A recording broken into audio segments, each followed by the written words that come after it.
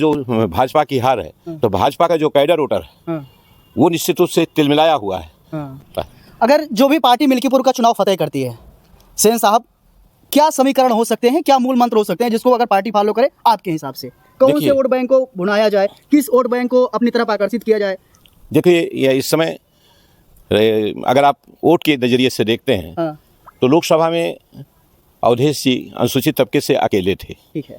इस समय चूंकि ये रिजर्व सीट है, यहाँ जो भी कैंडिडेट आएगा वो अनुसूचित तबके से ही आएगा, चाहे वो भीम आर्मी का हो, चाहे वो बसपा का हो, चाहे वो सपा का हो, चाहे वो भाजपा का हो। इन परिस्थितियों में अगर आप देखेंगे तो अनुसूचित तबके के वोट का विभाजन सुनिश्चित होगा। इसी के तहत संविधान सुरक्षा का एक प्रश्न उठाया गया था और पीडीए बना करके, जिसके सापेक्ष भी लोगों में एक मैसेज गया था कि संविधान की सुरक्षा के लिए हमको एक होकर के वोट देना है, भाजपा को हराना है। वो तिलस्म में टूट चुका है और निश्चित रूप से अनुसूचित जाति के वोटों का बंटवारा और जो भाजपा की हार है तो भाजपा का जो कैडर वोटर है वो निश्चित रूप से तिलमिलाया हुआ है और वो भी ये चाहता है कि हम अपनी हार का बदला लें। निर्णायक भूमिका में कौन रहेगा? निर्णायक भूमिका में हमारी समझ से जो निर्णायक भूमिका होगी उसमें ओबीसी का जो वोट है वो निर्णायक भूमिका में होगा। बड़ी खबर चला दें हम लोग?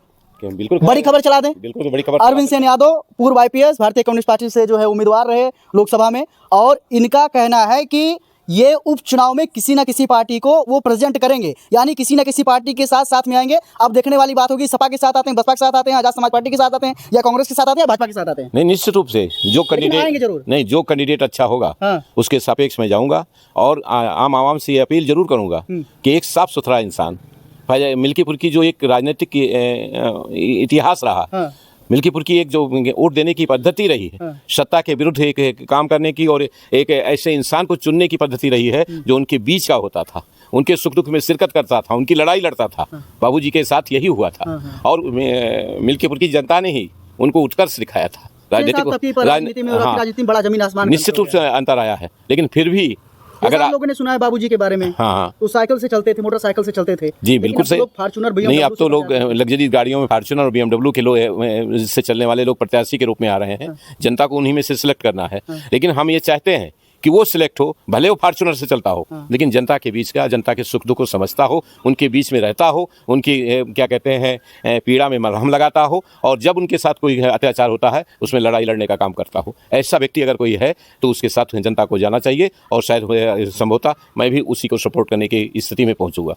सेन साहब, एक आखिरी सवाल ले लेते हैं, शायद आपको बुरा ना लगे, मैं यही चाहूंगा क्योंकि आप पूर्व में आईपीएस रह चुके हैं। सेन परिवार का एक दबदबा रहा है, राजनीतिक रसूख रहा है। मित्रसेन यादव जी जो कि आपके पूज्य पिताजी थे, ऐसे बाबू मित्रसेन यादव नहीं बने हैं। जनता ने वो प्यार दुलार दिया है, जनता के लिए उन्होंने किया है, लेकिन जो एक राजनीतिक छवि का विध्वंस हुआ है, ये आप मानते हैं या नहीं मानते हैं? सेन परिवार नहीं, निश्चित रूप से कहीं ना कहीं डाइल्यूट हुई है, उसके पीछे एक साजिश थी।